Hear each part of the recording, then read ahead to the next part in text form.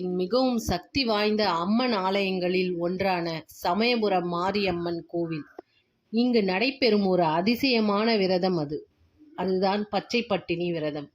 ஒவ்வொரு ஆண்டும் மாசி மாதத்தின் கடைசி ஞாயிற்றுக்கிழமை முதல் பங்குனி மாதத்தின் கடைசி ஞாயிறு வரை மொத்தம் 28 நாட்கள் அம்மன் சமைத்த உணவை தவிர்த்து கடும் தவத்தில் இருப்பார். இந்த நாட்களில் அம்மனுக்கு நெய்வேத்தியமாக இளநீர், பானகம், துள்ளு மாவு மற்றும் பழங்கள் மட்டும்தான் படைக்கப்படும்.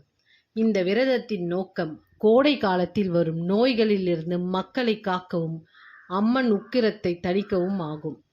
விரதத்தின் முதல் நாள் அம்மன் மீது டன் கணக்கில் மலர்களை கொட்டப்படும்.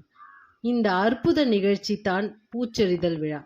இந்த 28 நாட்களும் அம்மன் கடும் தவத்தில் இருப்பதால் பக்தர்கள் வேப்பிலை பயன்படுத்தி உடலை குளிர்வித்து ஆரோக்கியம் பெறுகின்றனர். இந்த புனித காலத்தில் லட்சக்கணக்கான பக்தர்கள் சமயபுரம் வந்து அம்மனை தரிசித்து பூக்களை சமர்ப்பித்து வழிபடுகின்றனர். அம்மன் அருள் இருந்தால் நோய்கள் நீங்கும், வாழ்க்கை வளம் பெருகும்.